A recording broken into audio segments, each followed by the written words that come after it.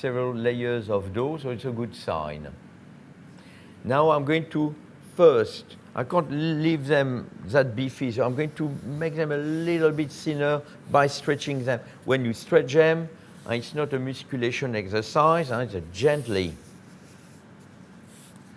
And then you're going to turn them, well, it's better you go that way, so the peak is away from you. You're going to separate that incision, and you're going to create like a fold, like this. And then you're simply going to roll it to the top.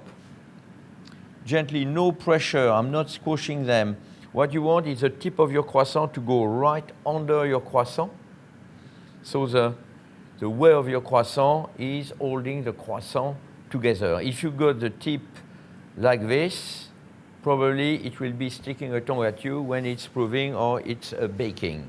Okay, so up, underneath. It's a lovely little croissant there. Second one.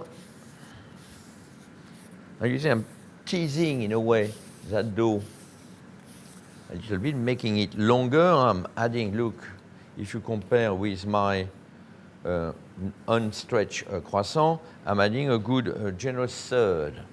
Here we go. Separation like this. So it's going to be a little bit wider, and I'm going to go up to the tip. Okay, this one.